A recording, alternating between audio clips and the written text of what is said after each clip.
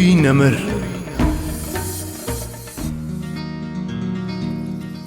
گەشت بە کەشتی و حەرام. بە گوێرەی یەکێک لە ڕیوایەتەکان حەرام کچی میلحان پوری شیری پێغەمبەر بوو. ڕیوایەتێکی تریش باز دەوە دەکا کە خزمی نزیکی دایکی بووە و بەم پێیە هەر وەک پوری وا بووە.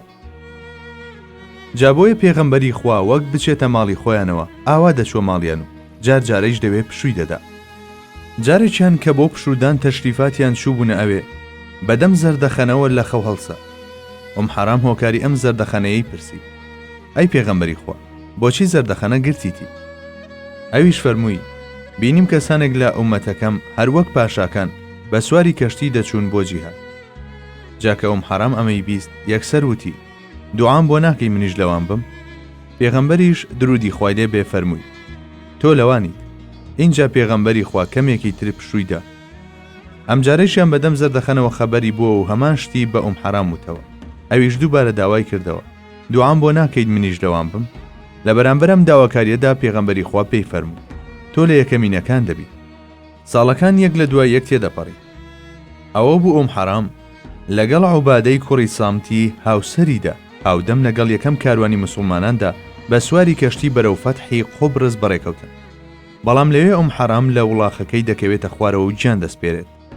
ئیتر لەو ڕۆژەوە مسلمانان زیارەتی گۆڕەکانیان دەکەن و بە کوڵ بۆیان دەگرین. بێگومان هەر دڵۆپێکیش لەو دڵۆپە فرمێسکانە سیدق و ڕازگۆیی پێغەمبەری خوا دووپات دەکاتەوە، چونکە سەروەرمان هەواڵێکی غەیبی داوە و ئەو هەواڵەش ملیم بە ملیم وەک خۆی هاتووەتە دی.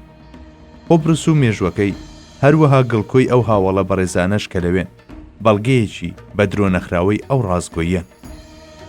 بەڵێ، جاکەوادەی فەرمایشتەکانی پێغەمبەری خوا دێنە پێش، یەک بە یەک دەردەکەون و ئێمەش بە تەماشاکردنیان لە ئاوێنەی مێژوودا شایەتی خۆمان نوێ دەکەینەوە. لە هەر جارێکیشیاندا بە ئەندازەی گەردیلەکانی جەستەمان دەڵێین: ڕاستت فەرمووە ئەی پێغەمبەری خوا. بەڵێ، لەوانەیە گوزارشت و دەربڕینەکانی ئێمە بەس نەبن بۆ ڕوونکردنەوەی ئەم بابەتە، بەڵام دڵنیام ئەو دەنگەی کە هەر ئیماندارێک لە ناخی ویژدانی خۆیدا دەیبیستێت هێندە بڵند و زوڵاڵە گوێپێنەدان و نکۆڵیکردن وەک ئەستەم بێدوایە.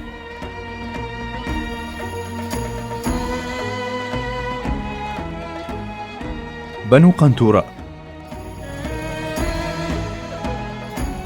پێغەمبەری خوا صلی الله علیه وسلم دەربارەی ئەو گەلەی کە بەسەر جیهانی ئیسلامیدا زاڵ دەبێت فەرموویەتی: فإذا كان آخر الزمان جاء بنو قنطوراء عراض الوجوه صغار الأعين ذلف الأنوف. بنو فەنتورا پەیدا دەبن. ئەمانە گەلێکن دەم و چاویان پانە و چاویان بچووکە و لوتیان پانە. هەندێک لە پەراوەکانی مێژوو دەڵێن ئەو گەلە مەغۆلەکان بوو. جا لە مێژووی جیهانی ئیسلامیدا دوو ژێردەستەیی گەورە و ترسناکەن کە وەسفەکەی پێغەمبەری خۆیان بەسەردا ساغ دەبێتەوە. یەکێکیان داگیرکاریەکەی فێردیناندا لە ئەندەلوس کە ئەمە لە هەموو ڕوویەکەوە شاڵاوێکی بربەری و درڕندانە بوو. لەو شاڵاوە درڕندانەیەدا مرۆڤەکان کوشت و بڕکران و کتێبخانەکانیش کرانە کاولە و سووتێنران. ئەوی تریشیان کارەسات و نەهامەتی مەغۆلە. ئەوانیش هەرچی ناوەندی کللتوری و ئادگاری شارستانی هەیە لە میسر و سووریا و ئەنەدۆڵدا هەر هەمویان خاپور کرد و گشت لایەکیان کردە وێرانە و پاشانیش بۆی دەرچوون. جا لەبەرەوەی پێغەمبەری خوا زۆر خەمخۆری چارەنووسی ئومەتەکەیەتی و لە نزیکەوە پەیوەندیدارە پێوەی، ئاوا بەم جۆرە هەواڵانە سەرنجیان ڕادەکێشێ و ئاگاداریان دەکاتەوە. هەروەک بفەرموێ: کاتێک ئومەتی موحەممەد شایستەی سزادان دەبێت، خوای گەورە وەک ئامرازێکی تەمێکردن ستەمکارانیان دەکا بەگشتدا. بەڵێ، ستەمکار شمشێری خوایە، لە پێشدا تۆڵەی پێدەسەندێت، اینجا دەگەڕێتەوە و تۆڵە لەویش دەسەنێتەوە. واتە زاڵمیش لە زوڵمەکەیدا بەردەوام نابێت. بەڵام لە سەرەتادا خوای گەورە ئەو زاڵمانە بەسەر مسلماناندا زاڵ دەکا، لە پاشاندا دەیانگرێت و بێخیان هەڵدەتەچێنێ و دەیان با بە ناخی زەویدا.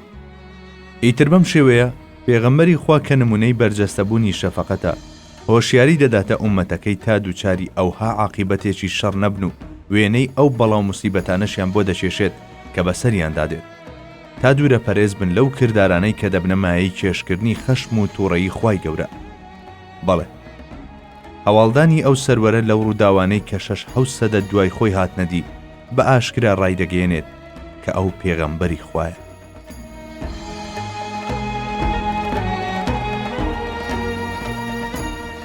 فتحی ئەستەمبول.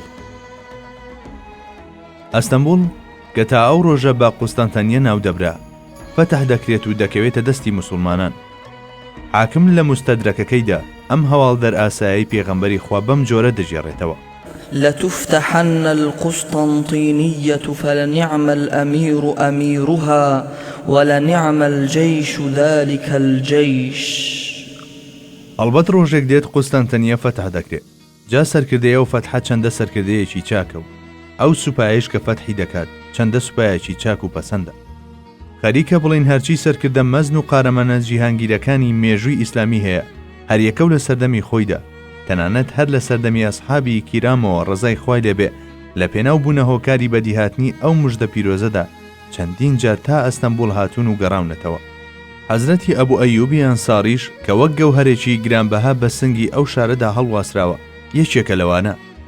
وابزانم دووبارەکردنەوەی کۆمەڵە باسێک کە لە لای هەمووان زانراوە ببێتە مایەی وەڕزبوون و بە فیڕۆدانی کات، بەڵام دیسان پشت ئەسوور بە چاوپۆشینتان دەمەوێت ئاماژە بۆ یەک دوو مەسەلە بکەم. ئۆلوباتلی حەسەن ئەو قارەمانەی کە لە ڕۆژی فەتحی ئەستەمبولدا بەسەر شوراکاندا سەرکەوت و یەکەم ئاڵای چەقاند سەربازێکی هەروە ئاسایی نەبوو، بەڵکو یەکێک بوو لەو ئەفسەرانەی کە لە ئەندەڕووندا پێگەیشت بوو. لە هەمان کاتیشدا هاوپۆڵی سوڵتان محەممەدی فاتح بوو. ئەوان چەند کەسێک بوون لەو سەردەمەدا: خزر چەلەبی یەکەم قازی ئەستەمبول و ئۆلوباتلی حەسەن و سوڵتان محەممەدی فاتح تەنها سێ کەسایەتی ئەو دەستەیە بوون کە خوێندن و پێگەیشتنی هەرسێکیان پێکەوە بووە. ئەو ڕۆژەی شوراکان بەزێنران ئۆلوباتلی لە پای بەبێژینگ بوونی جەستەی و ئەو هەموو برین و پێکانەی بەری کەوتبوو چووە سەر شوراکان و توانی بەیداغەکە هەڵبکات. پاشکەمێک محەممەدی فاتح لە پەناسەری ئەم پاڵەوانەدا گیرسایەوە کە دوا ساتەکانی تەمەنی دەژیە. زەردەخەنەی سەرلێوی حەسەن فاتحی سەرسام کردبوو، بۆیە لێی پرسی: هۆی ئەم زەردەخەنەیە چییە؟ ئەویش وەڵامی دایەوە: کەمێک بەر لە ئێستا ڕەسوول الله تەشریفی هێنا و ئەم ناوەی دەپشکن. دیدەم بە بینینی جەماڵی گوڵینی شاد بوو، ئیتر چۆن شادومان نەبوو. بەڵێ 9 سەدە پێشتر هەواڵیدا بوو، 9 سەدە دواتریش لەنێو ئەو هەموو سوپایەدا بوو کە ئەویان فەتح دەکرد. منیش پاڵپشت بەمە هەموو جارێک وتومە و هەر دەشڵێم ئەگەر 3-4 کەس بەدڵێکی خاوێن و پڕ لە ئیخلاسەوە لە پێناو خزمەتکردنی دینی خوادا لە شوێنێکدا کۆ ببنەوە، ئەوە بە دڵنیاییەوە ڕوحیانەتی پێغەمبەری خوا صلی الله علیه وسلم لەوێدا ئامادە دەبێت و خۆیشیان و شوێنەکەیشیان شەرەفمەند دەکات.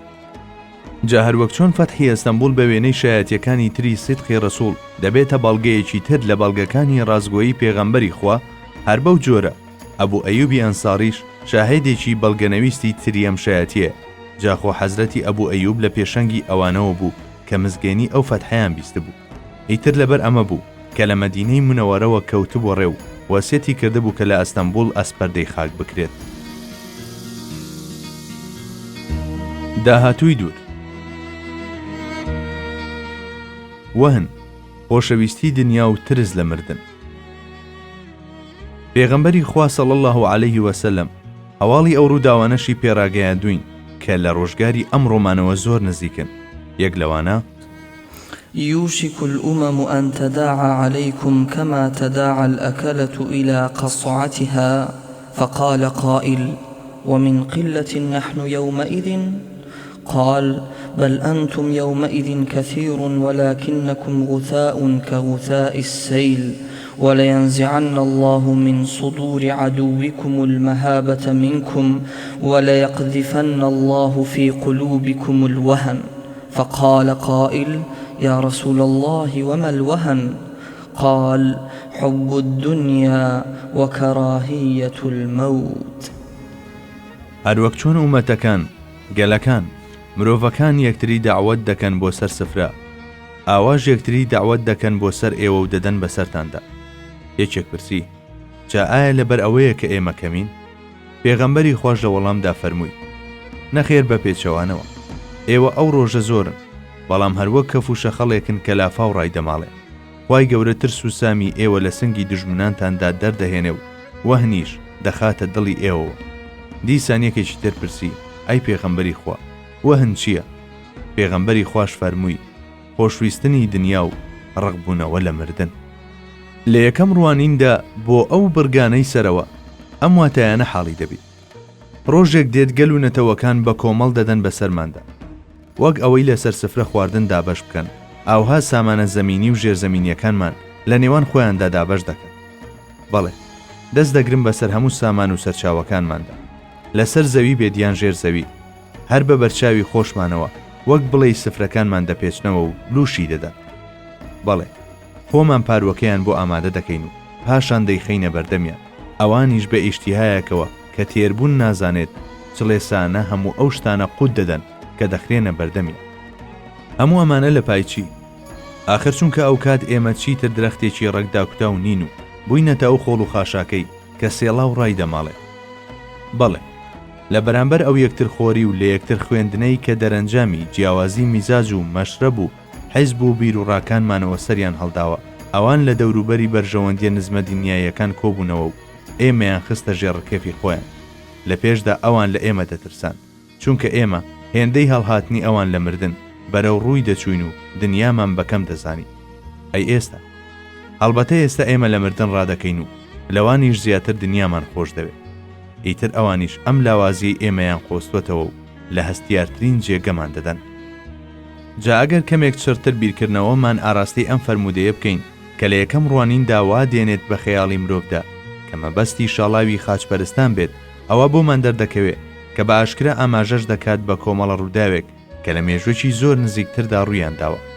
بۆ نمونە، ڕائیف خەرەداغ کتێبێکی نووسی بە ناوی گەردەلوولی نەوت، بەڵام دواتر هەر لەلایەن ئەو دەستانەوە کە گەردەلوولەکەیان هەڵگیرساندە بوو تیرۆر کرا، چونکە ئەو کتێبە لەلایەکەوە بەدبەختی و غەدر و واوەیلاکانی مرۆڤی سەدەی 19 و 20 ئەو جوگرافیایانە و لەلایەکی تریشەوە قاڵە و هاواری دەستدرێژی کارانی لەخۆ گرتبوو. ئەی چۆن وەک سفرەیەک دایان بەسەر دەوڵەتی عوسمانیدا، هەموو دەردەکەیشیان ئەوە بوو دەست بگرن بەسەر سامانە سروشتیەکانی ئەم خاکە بەرین و دەوڵەمەندەدا. تەنانەت سەختترین هێرشی ئاشکرای خاچپەرستان بە درێژایی مێژوو لە چاو ئەم دەستدرێژیە ژێربەژێر و پەنهانیەی کوفردا هێشتا بە بچووکی دەمایەوە. بەڵێ، وەک ئەوەی یەکتری بۆ سەرخوانێک بانکێش بکەن، ئاوها یەکتریان بانکێش کرد و هەرچی سەروەت و بوونی ئەو میلەتە هەیە لە نێوان خۆیاندا دابەشیان کرد.